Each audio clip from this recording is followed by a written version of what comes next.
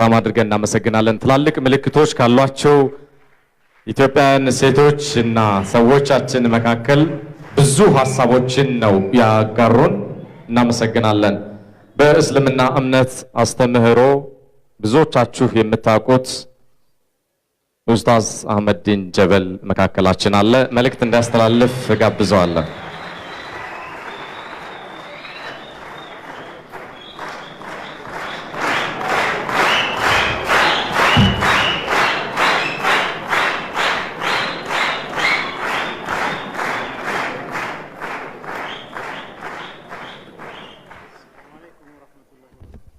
السلام عليكم ورحمة الله وبركاته. እንደምን አደራችሁ እንደምን አረፈዳችሁ። ዛሬ በዚህ በአሚር አብዱላሂ አዳራሽ ስለ ሰላም፣ ስለ ፍቅር፣ ስለ ሀገራችን መልካምነት ለመነጋገር በዚህ ቦታ ተገናኝተናል። እኔ የተወሰኑ ከጊዜ አንፃር የተወሰኑ ቆም ብለን እስቲ እንድናያቸው የምፈልጋቸውን ሁለት ኮንሴፕቶች ብቻ በመናገር ንግግሬን እቋጫለሁ። የመጀመሪያው አብዛኛው በሀገራችንም ይሁን በዓለም ላይ እየተፈጸሙ ያሉ ችግሮች፣ ግጭቶች፣ ጸቦች የመሬት የባለቤትነት ጥያቄ ጋር የተያያዘ ነው። የኔ ሀገር ነው፣ የኔ ክልል ነው፣ የኔ ድንበር ነው፣ የኔ የግል የመሬት ይዞታ ነው ወዘተ። እስቲ ይህንን በሌላ አንግል ሰፋ አድርገን እንድናይ ፈለኩኝ። በእስልምናም ይሁን በክርስትና ሃይማኖት አላህ ሱብሓነሁ ወተዓላ የሰው ልጆችን ምድር ላይ ሲፈጥር ምድር ላይ ኃላፊነታቸውን የሚወጡ በአላህ በፈጠራቸው በሰባት ሰማያትና ምድሮች ላይ የነሱን ኃላፊነት እንዲወጡ አድርጎ ነው። በእስልምና ሃይማኖት ስናይ ቁርአን ላይ አላህ ሰባት ምድሮችና ሰማዮች እንዳሉ ይነግረናል። ስድስቱን እንተዋቸውና እስቲ ስለ አንዷ ምድር እንነጋገር። አንዷ ምድር ስንወስድ አብዛኛው ፓርቱ በውሃ የተሸፈነ ነው። 1/4 አካባቢ የሚሆነው ላይ ነው ሰው ይኖራል የሚባል። ይህንን ወስደን ከዚህ አጠቃላይ ምድር ውስጥ አፍሪካ ምን ያህል ፐርሰንቱን ትይዛለች ብለን ስናይ ከሰባቱ አንዱ አነሰ። ከአንዱ መሬት ደግሞ አፍሪካ እንደገና ለብቻ ስናያት አነሰች። ከአፍሪካ ደግሞ ኢትዮጵያን ስናይ ይበልጥ አነሰች። ከኢትዮጵያ ደግሞ አንዱን ክልል ወይንም ሀረሪን ክልል ወስደን ስናይ የበለጠ አነሰች። ምናልባትም ሀረሪ ክልል ከኢትዮጵያ ስፋት ውስጥ 0.3 0.4% አካባቢ። ከሀረሪ ክልል ደግሞ የሆነን ወረዳ ወይንም ቀበሌን ስናይ ደግሞ ይበልጥ አነሰ። ከዛ ቀበሌ ደግሞ የሆነን ሰፈር ስናይ እሱም ይበልጥ አነሰ። ከዛ ሰፈር ደግሞ ሰዎች በድንበር የሚጣሉበትን 200 ካሬ ሜትር ያላቸውን የሁለት ሰዎችን ቤት ስናይ ኦልሞስት ዜሮ ገባ ማለት ነው።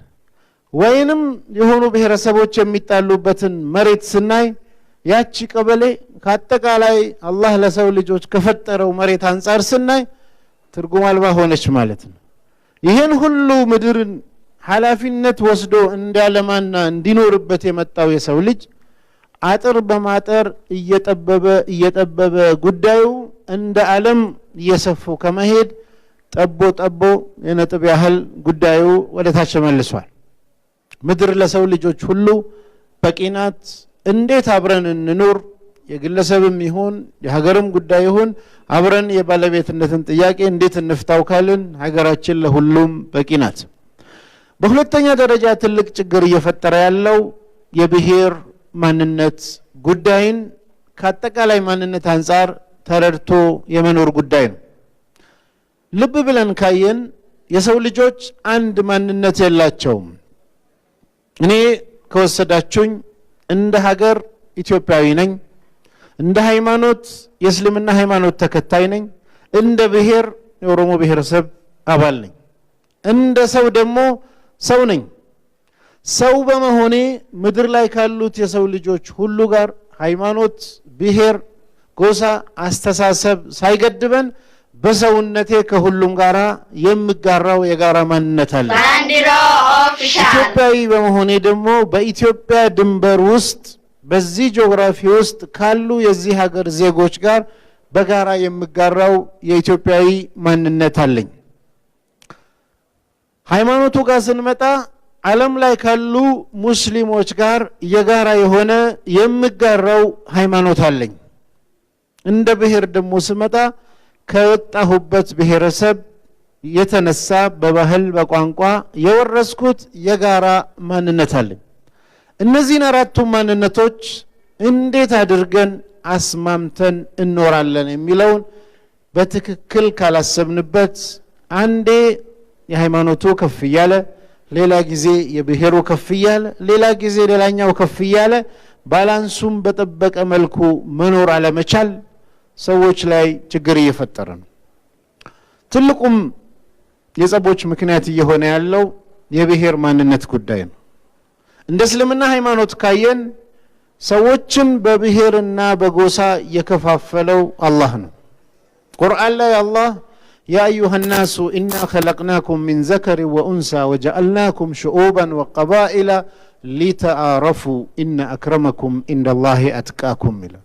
እናንተ የሰው ልጆች ሆይ ከወንድና ከሴት የፈጠርኳችሁ ጎሳና ነገድ ያደረኳችሁ እኔ ነኝ ይላል። ለምን ሲባል ሊተአረፉ እንድትተዋወቁ ይላል። ሐረሪው ከኦሮሞው፣ ሶማሌው ከአፋሩ፣ አማራው ከስልጤው፣ ከትግራይ እያንዳንዱ የምንተዋወቀው ልዩነት ስላለን ነው። የተለየ ቋንቋ የተለየ ማንነት ስላለን እንድንተዋወቅ ነው። ዓለም ላይ ሁሉ ያለ ሰው ሐረሪ ቢሆን ወይ ኦሮሞ ቢሆን ወይ አማራ ቢሆን ዓለም ታስጠላለች። ምክንያቱም ወጥ ስለሆነ እነገሌ ብለን እንኳን ለይተን መናገር አንችል። በዚህ መልኩ ይሄን የከፋፈልኳችሁ እኔ ነኝ አለ አላህ። ዓላማውም እንድትተዋወቁ አለ። ማን ነው የሚበልጠው ታዲያ እንዳይመጣ ኢነ አክረመኩም ኢንደላሂ አትቃኩም፣ አላህ ዘንድ ከነዚህ ሁሉ ከናንተ ውስጥ በላጩ እኔን የበለጠ የፈራኝ ነው ብሎ ፋይሉን ዘጋው። ነቢዩ ሙሐመድ ሰለላሁ ዐለይሂ ወሰለም ደግሞ በሐዲስ አናሱ ከአስናኒል ሙሽጥ የሰው ልጅ እንደ ማበጠሪያ ጥርስ እኩል ነው ብለው ፋይሉን ዘጉ። ታዲያ እኔ ነኝ ይበልጠው የሚለው ፋይል በእስልምና ሃይማኖት ከመጣን የተዘጋ ነው። ነገር ግን ሰዎች በትክክል ስላልተረዱ የብሔር ጉዳይ ዘላለማዊ አይደለም።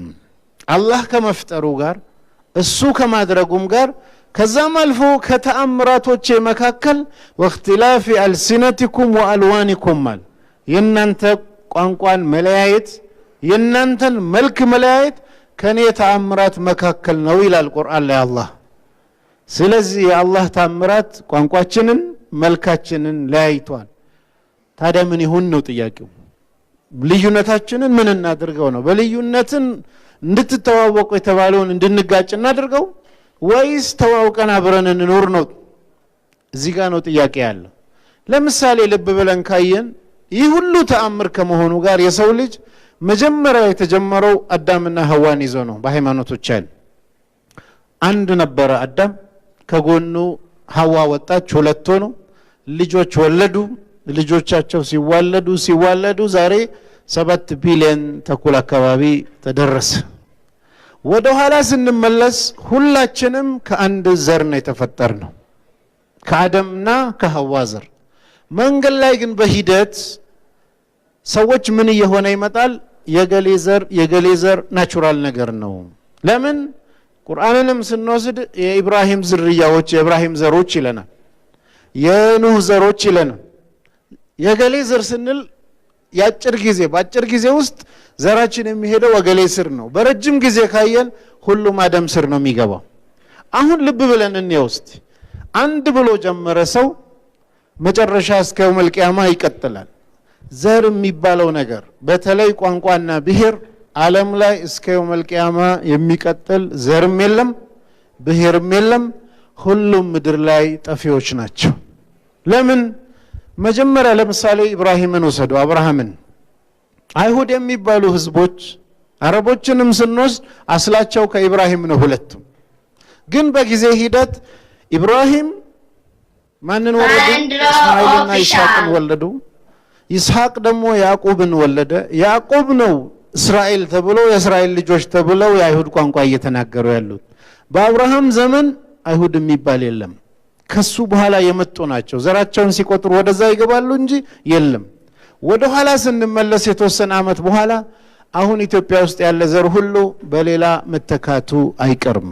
ናቹራል ነው። ይሄን ምሳሌ ብጠቅስላችሁ እኔ ዛሬ 4 ልጆች ቢኖረኝ 4 ልጆችም 4 ልጆች ቢወልዱ እነሱም 4 ልጆች ቢወልዱ እየተባዛን 4 ብንሄድ ከ300 ዓመት በኋላ ከ10 ትውልድ በኋላ የኔ ልጆች የነበሩ ምን ይሆናሉ? ብዛታቸው 1,058,000 ይደርሳል። እስቲ ካልኩሌሽን ያዙና 4 ነበሩ፣ 4 ወለዱ፣ 4 ወለዱ፣ 4 ወለዱ። 10ኛው ላይ ስትደርሱ አንድ ትውልድ 30 ዓመት ነው ብላችሁ ወስዳችሁ 300 ዓመት ላይ 1,058,000 ይደርሳል። ያኔ የአህመዲን ጀበል ዘር ይባላል። በቃ እንደዚሁ ነው ሁሉም ዘር የተፈጠረው። የተለየ ነገር የለም ፎርሙላ። ስለዚህ በዚህ መልኩ ዘር የተፈጠረን ዘር ዕለተ ትንሣኤ እስክንሄድ መጀመሪያ እኔ ዛሬ ኦሮሞ ነኝ ይላል። ቅድም ባልኳችሁ መሰረት ብቀጥል የሚቀጥለው ከ300 ዓመት በኋላ ወይ በጎሳ ደረጃ የኔን ስም መጥቀሳቸው አይቀርም፣ ወይ ከፍ ካለና ከበዛ በብሔር ደረጃ የገሌ ብሔር የገሌ ዘር ማለታቸው አይቀርም። የገሌ ብልን ስንል ከማን ወጣን የሚለውን ለመግለጽ ነው። በዚህ መልኩ ነው እያንዳንዱ የተፈጠረው። ወደ ኋላ በሄድን ቁጥር እየጠበበ ሄዶ አንድ ሰው ላይ ደርሳ ወደዚህ በመጣን ቁጥር እየቀጠለ እየበዛ ይሄዳል። አላህ በቁርአን ላይ ምን ይለናል? ስለዚህ ልብ ብለን እንድናይ ነው። በተለይ ሙስሊሞች ፈኢዛ ኑፊኸ ፊሱሪ ዕለተ ትንሣኤ ደርሶ ቀንዱ ሲነፋ ፈላ አንሳበ በይነሁም የውመኢዚን በዚያን ጊዜ የዘር የዝምድና ትስስር የሚቆጠረው ነገር ሙሉ ለሙሉ ይጠፋል። በዕለተ ትንሣኤ ጀነት ለመግባት እስቲ ኦሮሞዎች ለብቻ ተሰለፉ፣ ሶማሌዎች ለብቻ ተሰለፉ፣ ሀረሪዎች የሚባል ነገር የለም። መቁጠር ከተጀመረ እስከ አደም ነው ልንያያዝ። እኔም አባቴን አባቱም አባቱን እያለ ሲሄድ ዕለተ ትንሣኤ ያለው ሰው ሁሉ የአንድ አዳም የሚባል ሰው የልጅ ልጆች ሆነው ስለሚገኙ ወደ ኋላ እንቁጠር ብንል ዛሬ ለመተዋወቅ ፐርፐዝ አብሮ ለመኖር ፐርፐዝ ቋንቋችንን ለማሳደግ ባህላችንን ለመጠበቅ ምድር ላይ ለማኔጅመንት ፐርፐዝ የመጣ ጉዳይ እንጂ ዘላቂ ነገር አይደለም። ስለዚህ ይሄን በመረዳት ቋንቋችንን ማክበር አለብን፣ ባህላችንን መቀበል አለብን፣ ማንነታችንን መረዳት አለብን። ይሄን ስንል ስለ ዘራችን አንወቅም አይደለም፣ ስለ ዘራችንም ባህላችንንም አንጠብቅም አይደለም። ነቢያችን ነቢዩ መሐመድ ሰለላሁ ዐለይሂ ወሰለም ምን ብለዋል? ተአለሙ ሚን አንሷቢኩም ማ ተሲሉነ ቢሂ አርሓመኩም። ስለ ዘር ግንዳችሁ ተማሩ ዝምድና መቀጠል እንድትችሉበት። ዓላማውም የምናውቀው የኛ ዘመድ የትኞቹ ናቸው ብለን ዘመዳችንን ለመቁጠር እንጂ የሰው ልጅ በጠቅላላ እንደማበጠሪያ ጥርስ እኩል ናቸው። ይሄንን ሁል ጊዜ ማስታወስ አለብን። ቅድም ባልኩት መሰረት በብሔር ውስጥ ያሉ ሰዎች ከቋንቋና ከባህላቸው ከታሪካቸው የተያዘ የጋራ ማንነት አላቸው። ሃይማኖት ተከታዮች ሙስሊምም ይሁን ክርስቲያን ከሃይማኖቱ የተነሳ የጋራ ከሃይማኖት ተከታዮች ጋር አንድ አይነት ማንነት አለው። ሀገርም አብረን ስንኖር የጋራ ኢትዮጵያዊ ማንነት አለ። በአጠቃላይ ደግሞ ምድር ላይ ያለ ሰው ሁሉ ሰው በመሆኑ ምክንያት ሰዋዊ የሆነ የጋራ ማንነት አለው። እነዚህን አራቱን አንዱን በደፈጠጥን ቁጥር የተደፈጠጠበት አካል ሪአክት ማድረጉ አይቀርም። ቋንቋ የተበደለ ባህል የተገፋ ብሎ ካለ ገፊ እንዳለ ሪአክሽን ይኖራል። ልክ እንደ ኒውተን ፊዚክስ ሰርድለው ላይ አክሽንና ሪአክሽን አይቀርም። ከዚህ ከተገፋ ያም ተደራጅቶ ይመልሳል። መሰረቱ በዚህ መልኩ አብረን ለመኖር ትልቁ መሰረቱ ፍትህ መስፈን ነው።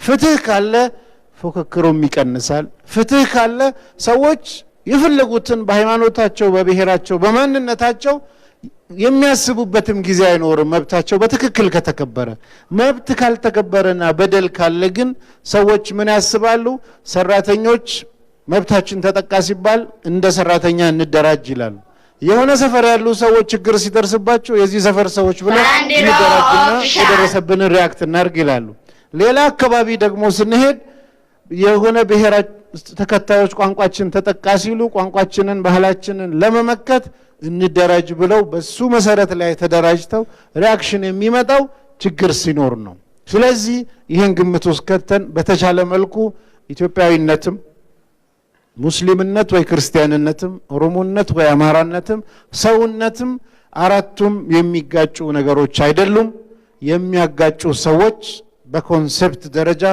እነሱ ጋር ነው ችግር ያለው ኢትዮጵያ እነዚህ ነገሮች ጠብቃ መሄድ ከቻለችና ሰዎች ይሄ ጉዳይ ችግር አለ ብለው ቀስቃሾች ሲቀሰቅሱ መሬት ላይ ሄደው በደልን የሚያዩ ከሆነ እውነትም ብለው ከጀርባ መሰለፋቸው አይቀርም ሲነገራቸው ግን የሚታይ ከጠፋ ውሸታም ዞር በልብለው ነው ወደ ጉዳያቸው የሚሄዱት ስለዚህ መሬት ላይ ያለው ለማስተካከል ቢያንስ በእነዚህ በማንነቶችና በብሔር በሀገር ጉዳይ ላይ ጥርት ያለ ነገር ለህዝብና ድርስ ብዙ ጊዜ ሚዲያዎችን ጨምሮ ብሔርተኝነት ዘርዘረኝነት ይባላል ምንድነው ትርጉሙ እንኳን ተብሎ ዲፋይን እየተደረገ አይደለም በዚህ መልኩ ማስማማት ይቸገራል ዝም ብለን ነው የምናወራው እንጂ ችግሩን አንፈታም ስለሰማችሁኝ አመሰግናለሁ ሰላም አለይኩም እናመሰግናለን